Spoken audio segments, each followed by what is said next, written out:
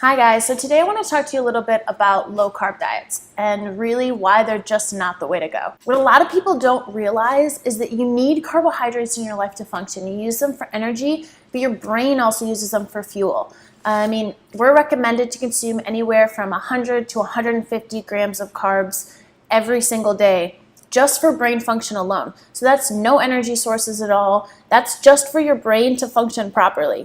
Can you imagine being at work, being with your kids, and trying to perform the way you want to, but you're groggy, you're fatigued, you have a headache, you feel like you can't concentrate. Those are all signs of low carbs. And a lot of people, when they get into these low carb diets, think they're the greatest thing ever, but all they're doing is really causing a lot of suffering from their brain side, their energy sources side. You really need to be careful with those low carb diets, right? If you try and do a low carb and it works for you, that's fine. Try not to do it for an extended period of time. And really make sure you're watching for the signs of like a low carbohydrate intake, which would be minimal energy, you're moody, you're really fatigued, you can't get through your day, much less your workouts, you get headaches. Those are all really common side effects. And your body kind of starts to slow down because it's not getting the proper nutrients. So that's what makes you feel so tired, right? Your brain all of a sudden is like, I don't have enough fuel to function for the day, so I'm going to make you sleepy because you need to rest. So that's your body just trying to protect itself. Females especially have a hard time with this because carbohydrates affect our hormones, and that can make us moody and really change our cycle. So you need to be careful on that kind of stuff. It affects your blood sugar, and so you kind of have a lot of drops in blood sugar.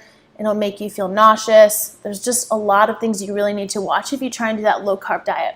The other thing to keep in mind is that carbohydrates don't have to come from grains only.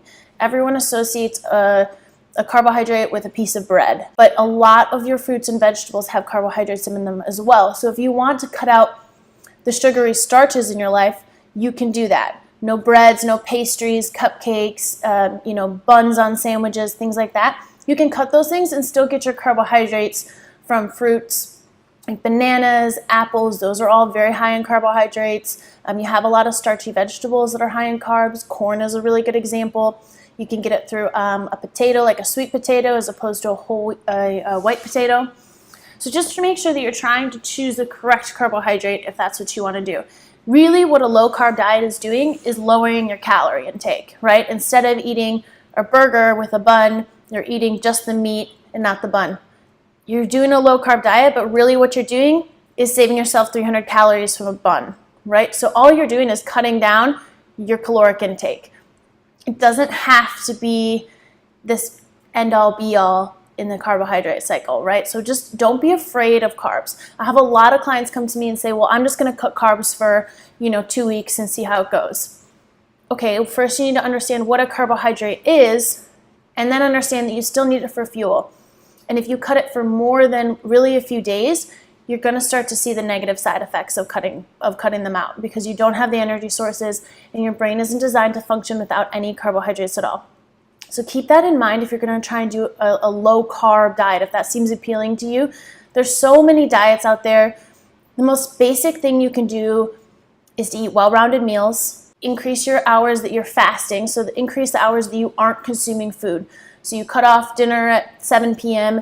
and then you don't eat breakfast till 9 a.m., right? That's just like a very basic, kind of easy to follow example that fits for everyone's schedule. The thing that I tell all of my clients to start with is to drink more water, eat a well-rounded meal at every mealtime. So breakfast, lunch, dinner, they all have your fats, carbs, proteins, right? You get a little bit of everything in each one. Focus on a high protein diet. Try and eat whole foods, not things that are prepackaged, no fast food, no takeout, things like that. Focus on making sure that you can increase your fasting hours, right? So you cut off dinner, for example, at 8 p.m. and then you don't eat breakfast again until 10 a.m., right? So that's increasing the amount of hours that you're fasting. Get more sleep.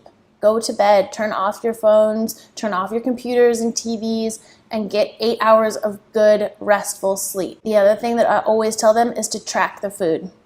Track your food. I don't care if you write it down on a piece of paper, if you download like MyFitnessPal or Lose It.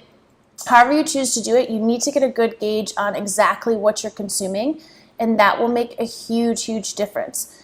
Take that diary, and then you can start to make small changes to your meals as you go and you progress, right? Then you're losing weight a healthy way, you're eating whole foods, and it's helping you to create the habits that are going to be life-changing. And so you're not on a diet, you're on a lifestyle change, and that's much more maintainable than crash coursing and trying to do a ketogenic diet or a low-carb diet or a high-fat diet. You know, all of those things, all they're teaching you to do is focus on one main component. You really need to be just well-rounded. So don't make it more complicated than it needs to be, and be very, very careful going into any of those low carbohydrate diets. Remember that we need them for energy sources and for brain function in your body. And that's all I have for you. Make sure that you subscribe to my channel and also check out the link in the comments below. Thanks guys, and see you next time.